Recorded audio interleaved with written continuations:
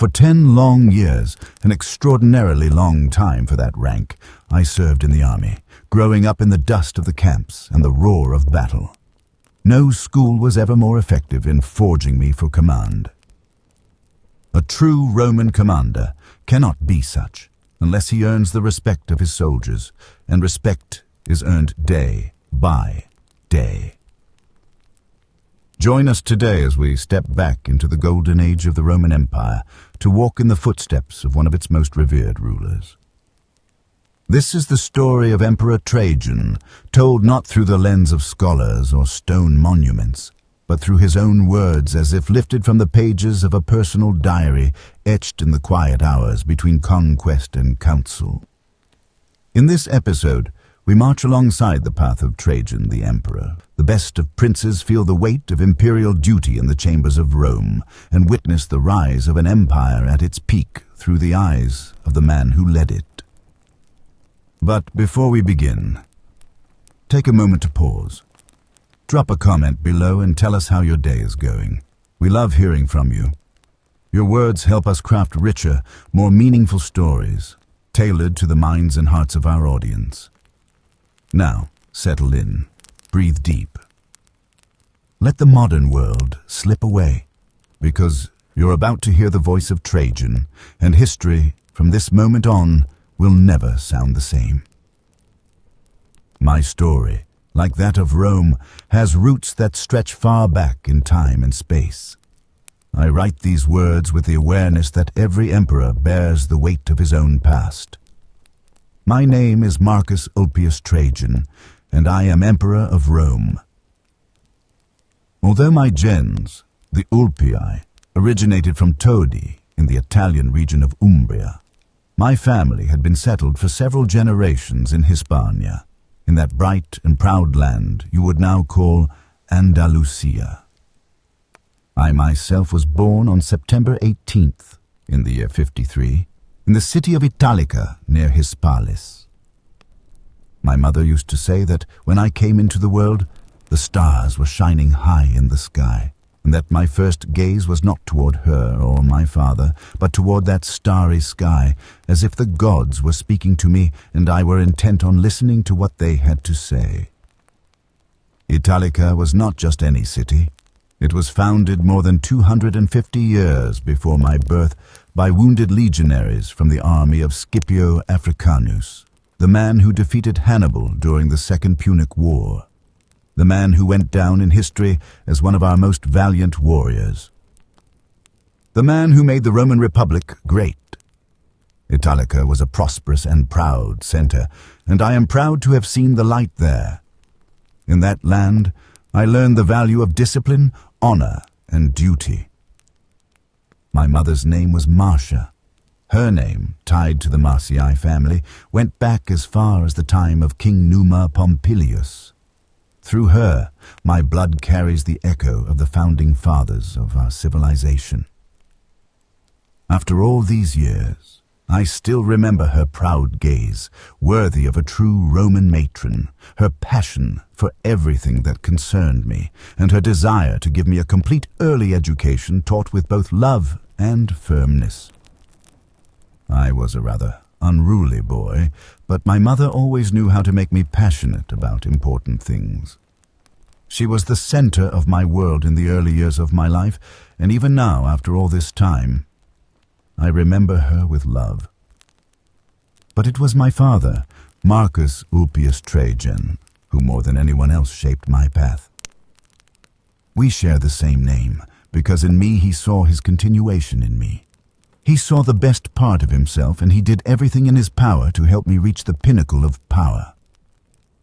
My father was a great man of arms and of state, a true example of Roman virtue. He served as praetor, then as legate of the legendary 10th Legion Fretensis, the one that fought with valor in the Jewish war under the emperors Vespasian and Titus. I followed him closely as a young officer when I first held the position of military tribune. I left the home where I was born, the affections of my youth, and followed my father. For 10 long years, an extraordinarily long time for that rank, I served in the army, growing up in the dust of the camps and the roar of battle. No school was ever more effective in forging me for command. A true Roman commander cannot be such unless he earns the respect of his soldiers, and respect is earned day by day. I cannot say it was easy. Men of war, and especially veterans, do not accept being commanded by incompetent officers. They would not allow my noble birthright to endanger their lives, and so I had to prove to them every day during those long years that I valued their lives as much as my own. I had to prove that every drop of their blood spilled was a drop of my own, that every life lost through my decisions was a part of me that died with it. Despite my young age, I cared for my soldiers as a father would, even though many of them were old enough to be my parents. And in a way, they were, for we became like a single fist gripping the sword of Rome. My father was later appointed governor of Syria, one of the most delicate and prestigious posts in the empire. In that frontier land, where Rome kept a stern eye on the Parthians, he demonstrated both skill and resolve. I too continued to follow in his footsteps.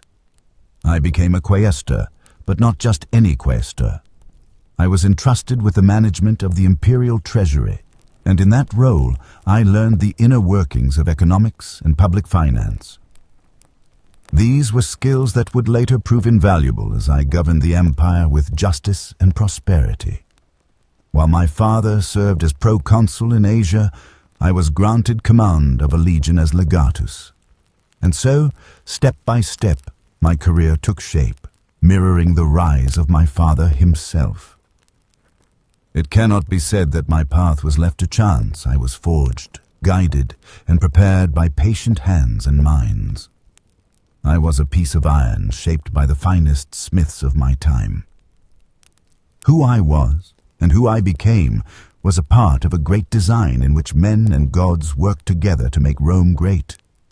Not only my father deserves credit for my brilliant career, for in my family, the women were no less remarkable. In addition to my mother, my aunt Ulpia Traiana also played an important role. She married Publius Aelius Hadrianus Marulus, and from that union was born Aelius Hadrianus Afer, the father of the future Emperor Hadrian, the one to whom I shall leave the empire when the gods call me to join them. When that boy was orphaned at the age of 10, it was I who took him under my protection. Through my aunt and these family ties, my lineage was deeply intertwined with the Roman aristocracy, with the families that truly mattered in the corridors of power. Thus, between blood and discipline, between war and politics, the young Trajan was forged. The man I became was first a son, a soldier, and a citizen in service to Rome long before I was ever emperor. By then, I had lived long enough to know that in the Rome of the emperors, power is not seized. Power comes, often when you least expect it. And so it was with me. In the year 84, I obtained the position of praetor. It was certainly an important milestone, but I knew it was only a step along the way. Soon after, I was entrusted with military command as legate of the 8th Legion Gemina, stationed in Hispania, in the very lands of my youth.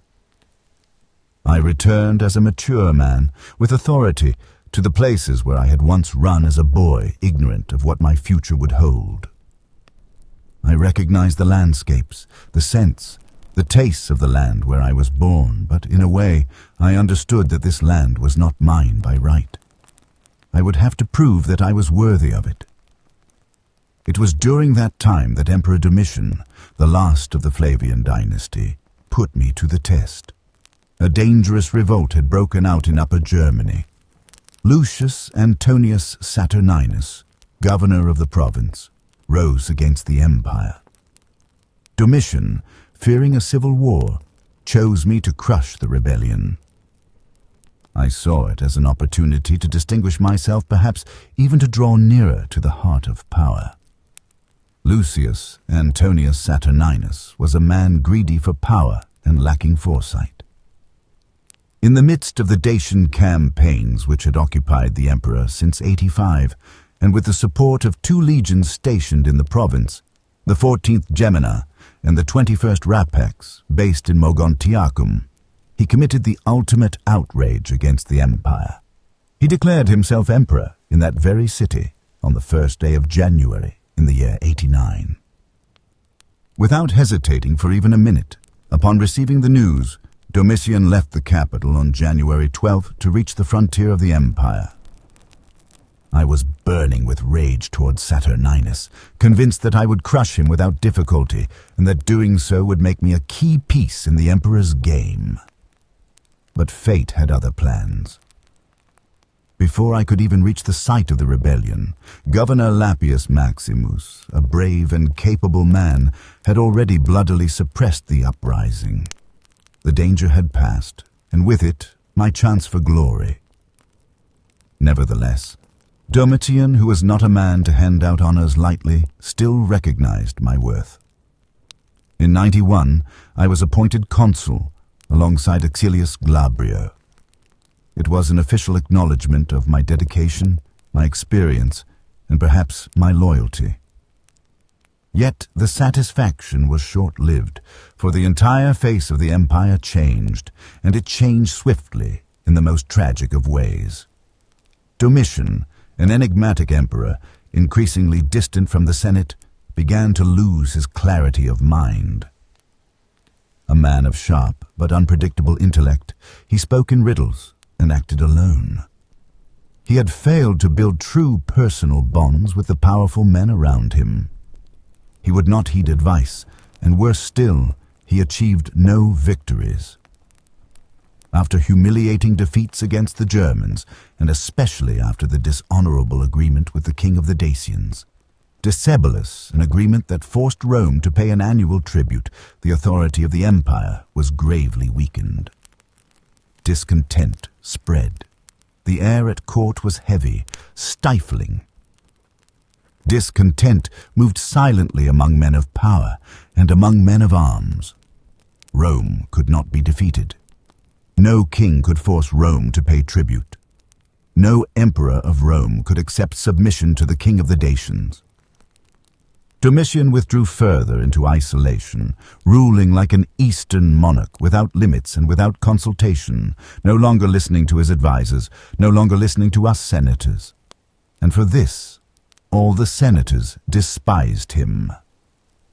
And when an emperor loses the respect of the Senate and no longer has the support of the legions, his fate is sealed. Rome is a great she-wolf that runs across the world, ridden by a single man, and she allows herself to be ridden and ruled only as long as that man is worthy of her. If he is not, the she-wolf devours her rider, and that is exactly what happened to Domitian. In 96, events escalated rapidly. A conspiracy, woven in the shadowy corners of power, brought his life to an end. Domitian was brutally assassinated, with the complicity of the Praetorians and the silent yet satisfied approval of the Senate. Thus ended the last of the Flavians. But it was not yet time for celebration. With the death of the emperor, a dangerous, deeply dangerous void opened. Rome was left without a guide, and when the eagle loses its flight, the whole empire holds its breath. It was in that moment of uncertainty, in that silence heavy with tension, that the gods once again cast their gaze upon me. When Domitian fell beneath the blows of the Praetorians in 96, he left behind no children and no named successor. His empire, built upon absolute authority and disdain for the Senate, crumbled in an instant. And Rome found itself staring into the void. It was then that the Senate, eager to reclaim its role and fearful of losing what little power remained, made a choice that some called a compromise, others a desperate move. They appointed Marcus Cocceius Nerva, a respected man, certainly Princeps Senatus, the oldest and most distinguished among the senators. but also a weary man, with no experience in war, no armies under his command, and, most dangerously, no heir. My judgment of Nerva was clear from the beginning, an honest man, but weak, and in Rome, weakness is as dangerous as betrayal. The Praetorians did not respect him. The provinces began to stir. There was a revolt in Pannonia. In Upper Germany, where I governed, another sign of unrest forced me to intervene without delay. Instability was rising. The imperial figure, stripped of a strength, had become a fragile shell. The gravest sign came from the very heart of power. The Praetorian prefect Casperius Aelianus, a staunch loyalist of Domitian, acted on his own. He openly defied the emperor's orders and stormed the imperial palace. The pretext was to punish those responsible for Domitian's assassination, but in truth, it was a show of force. And Nerva. He declared his opposition to such violent action. But no one listened. The emperor remained silent, while others spoke with the sword. It was clear to all, Nerva no longer controlled anything, and it was in that moment that history turned its eyes to me. The Senate opened the debate on succession. There was talk of Nigrinus, the governor of Syria, an ambitious but unstable man. As soon as he learned of the possibility of being chosen, he began maneuvering his men as if he already reigned. Rome has a long memory. Those who seek power too impatiently often lose it before ever attaining it. I, on the other hand, remained in Germania, where I had been stationed, firm in my position. I made no claims. I did not move my troops, nor did I rally my supporters. I let deeds and men speak for me. I left everything in the hands of the gods. Among men, my most trusted friend, Lucius Licinius Sura, an influential senator, a sharp mind. It was he who spoke with Nerva, who told him who I was, what spirit guided my actions, what vision I had for Rome. He told him frankly that if he wished to save the stability of the empire, he had to adopt me. And in the end, he convinced him. On the 28th of October, 97 AD, Nerva stood on the Capitoline Hill. His words were clear. For the good of the state, for the good of the citizens, and for my own good, I adopt Marcus Ulpius Trajan. Thus, officially, I became his successor. The Senate approved without hesitation. It conferred upon me the title of Caesar, the Tribunicia Potestas, symbol of the people's protection, and above all, the Imperium Proconsulare Maius, which granted me military authority over all provinces. It was clear. Rome recognized me as its future emperor. And yet, once again guided by the gods, I did not rush to Rome. I remained in Germania. There was much to be done. I had to consolidate my power and, above all, neutralize two volatile threats. Casperius Aelianus, the rebellious prefect, was the first. I forced him into retirement, exiling him from public life. Then came Nigrinus, still weaving his plots in the east. He was deposed, silenced, removed from power. In their place, I appointed loyal men. Aemilianus, my companion in arms, became prefect of the Praetorian Guard. Sosius Senecio, a loyal friend and respected aristocrat, was elected consul. My network was solid. Rome was ready to receive me. It was only in the autumn of 99 that I finally arrived in Rome. My arrival was triumphant, yet not ostentatious.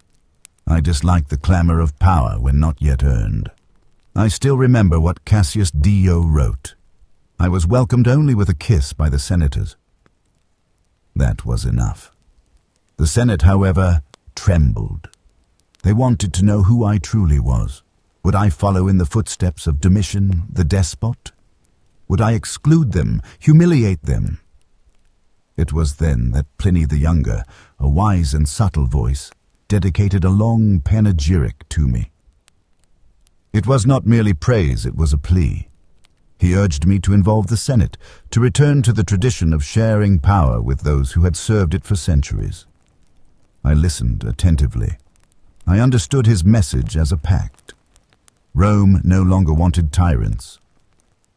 Thus began my reign, and with it a new hope for the empire. Thus began my principate. I remember that time well, and not out of vanity, but out of duty to the truth.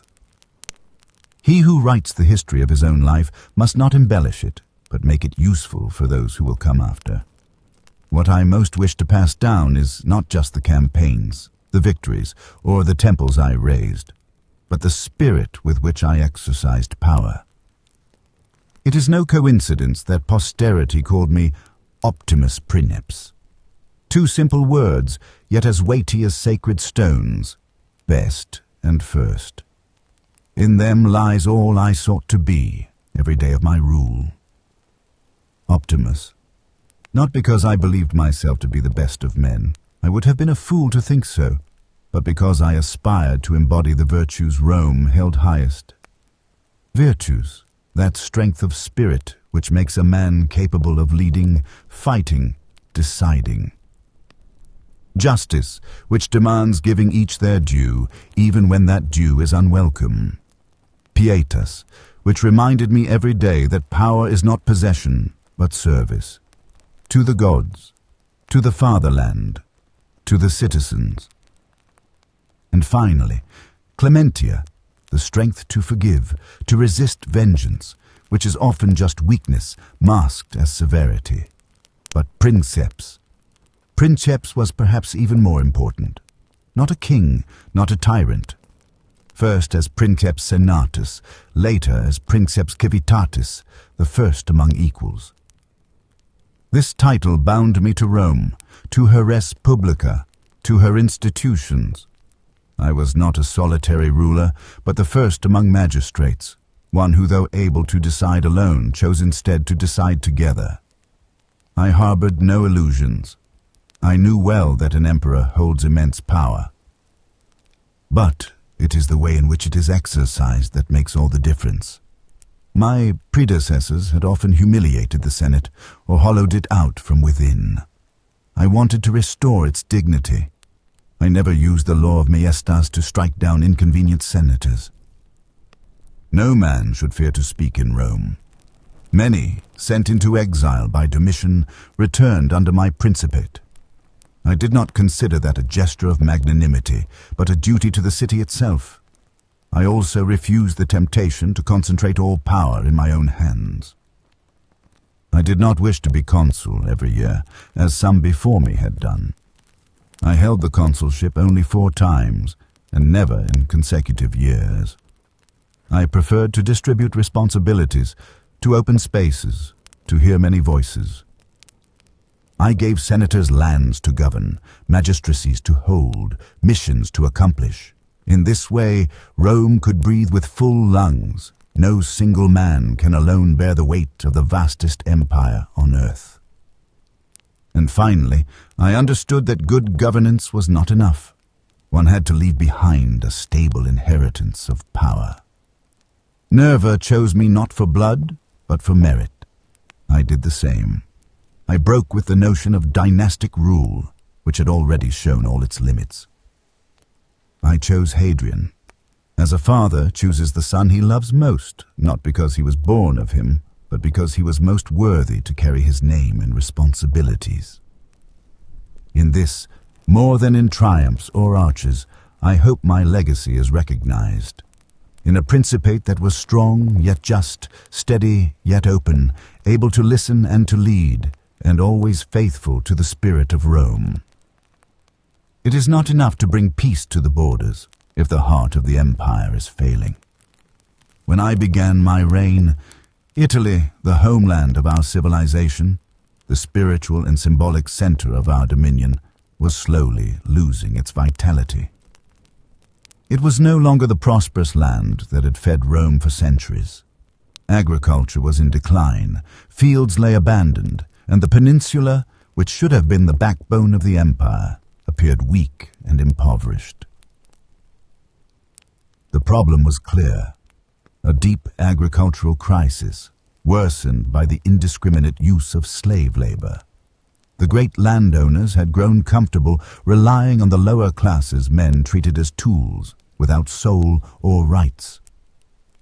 But in doing so, they destroyed the very soul of labor and suffocated all possibility of sustainable growth.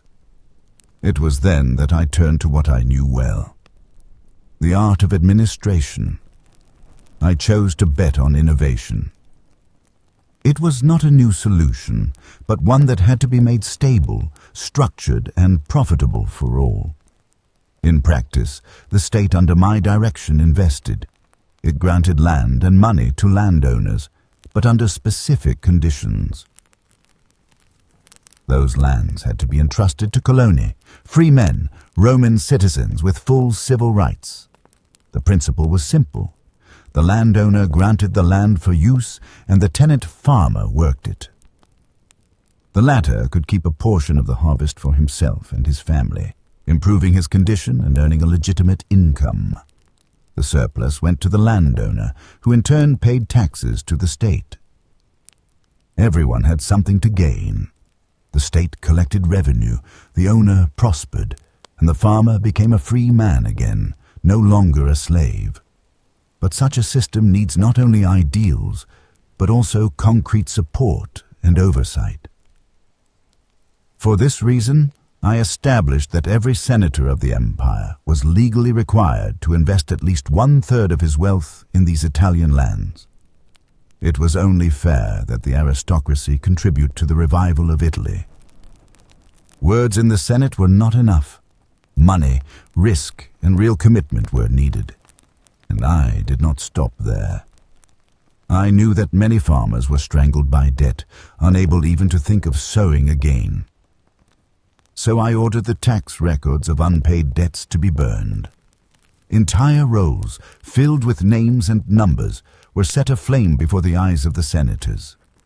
It was my way of restoring dignity to thousands of citizens who had lost all hope.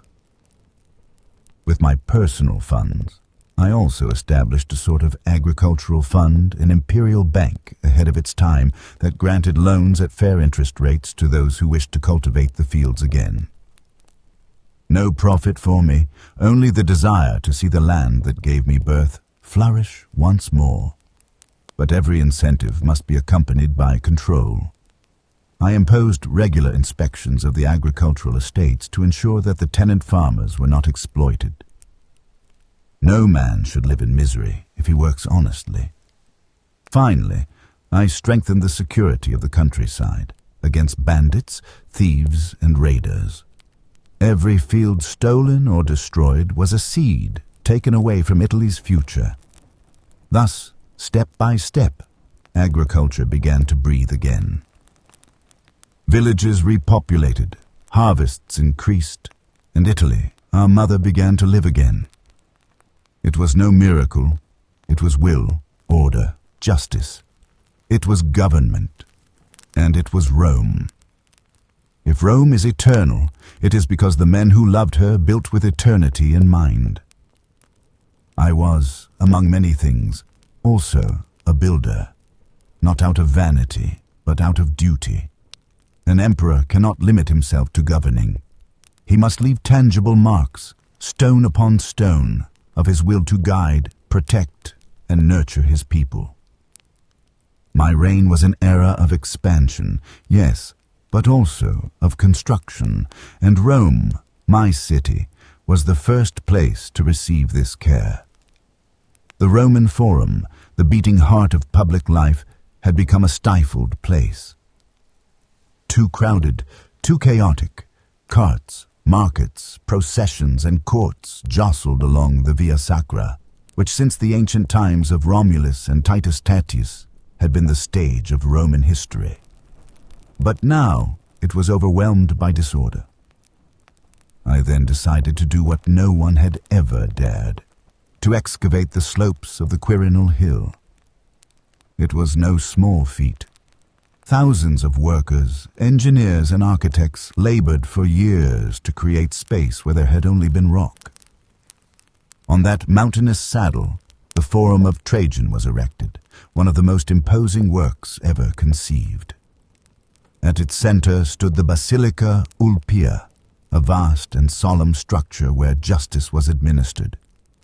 It was a civic place, designed for the citizens.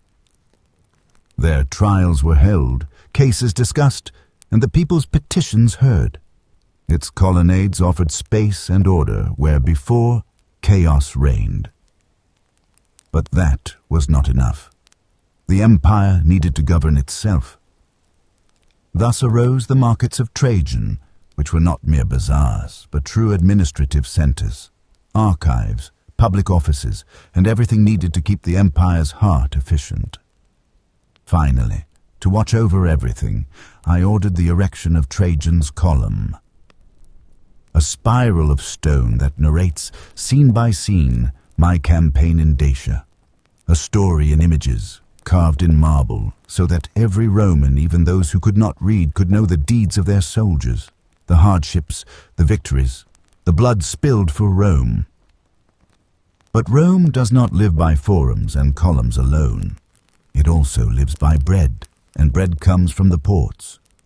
The port of Claudius, north of Ostia, was already active but exposed and prone to silting. It was often unusable after storms and too fragile to support the needs of a hungry capital.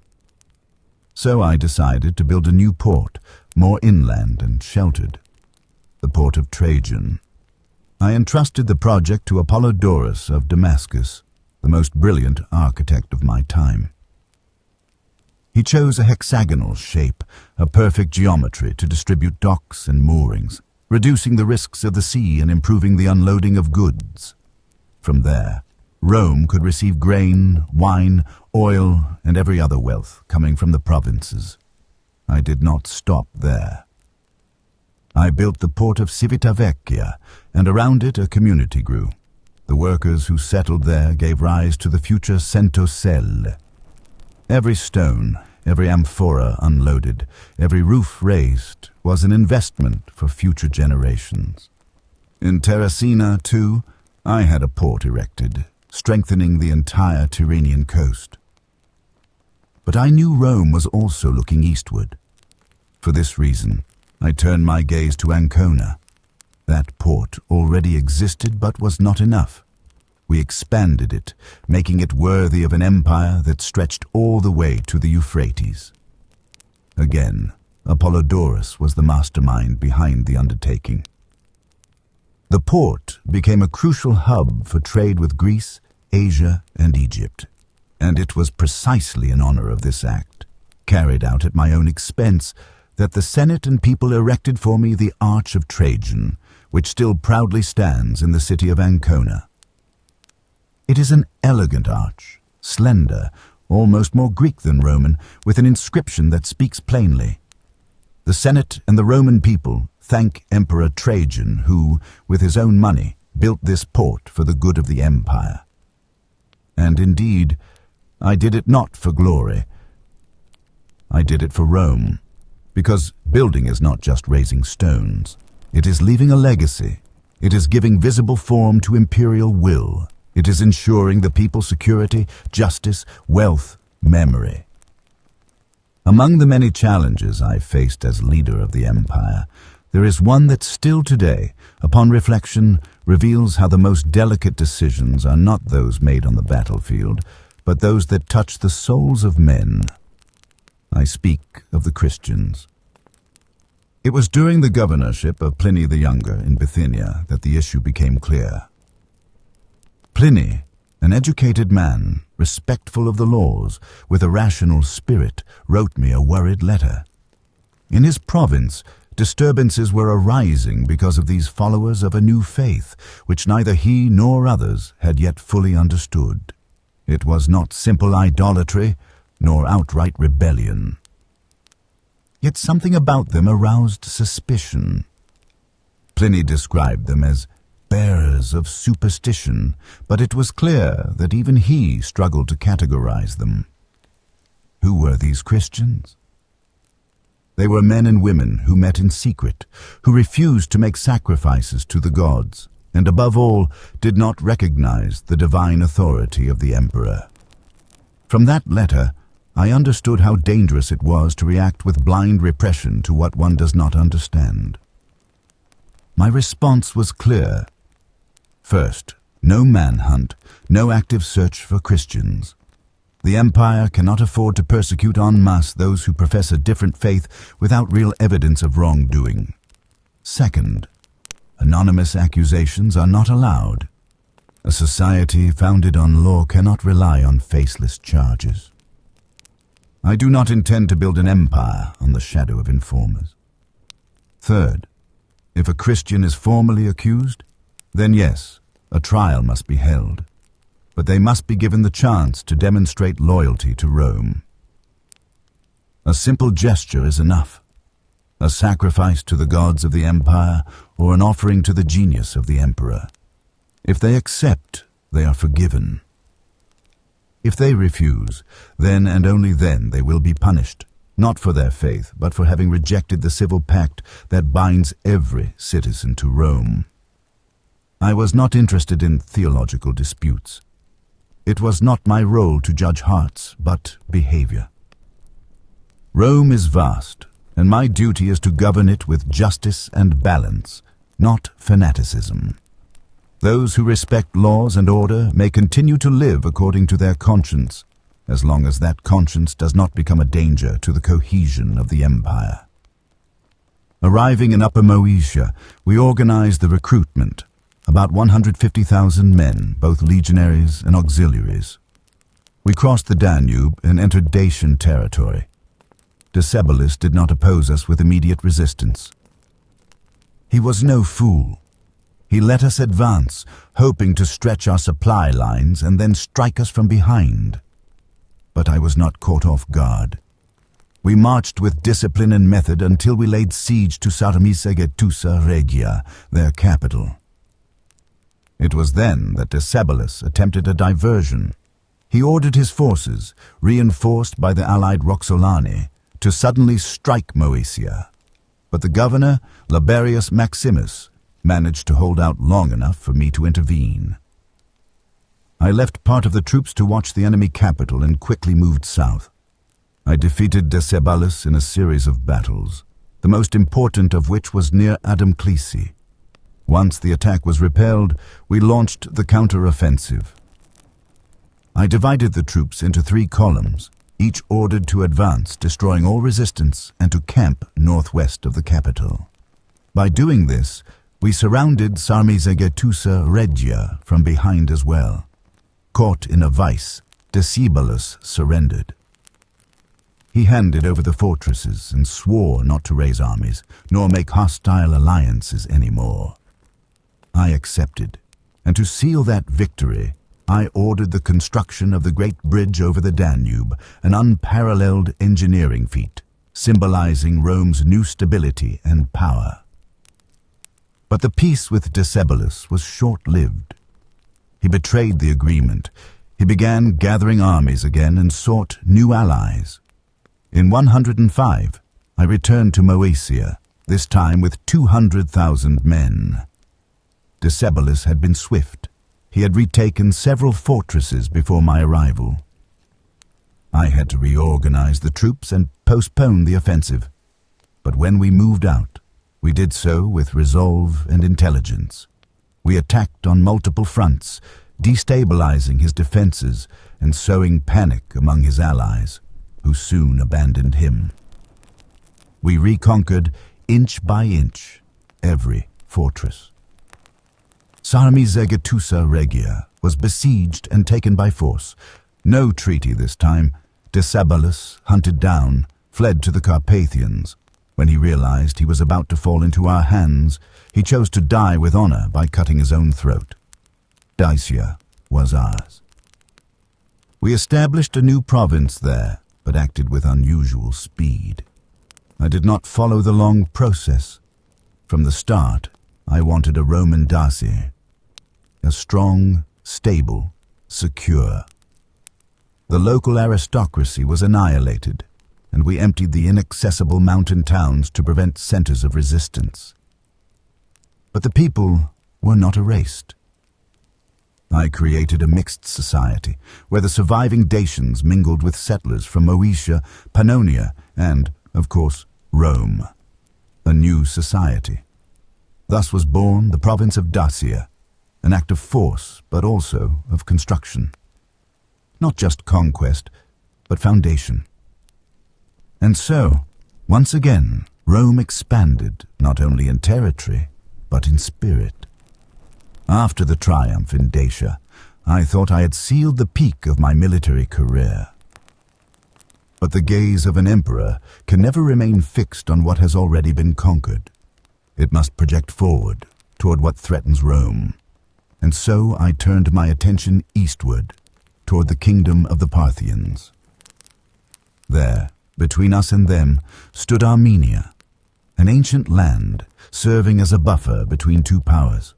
In times of peace, the Parthians proposed an Armenian king, and if he enjoyed our trust, Rome accepted him. It was a fragile coexistence, but tolerable. A delicate balance maintained through diplomacy and caution, but it did not last. The Parthians, with arrogance and contempt, deposed the reigning king and imposed one fully loyal to them, without consulting Rome, without even pretending respect. It was an affront, and it was the spark. I then decided to intervene.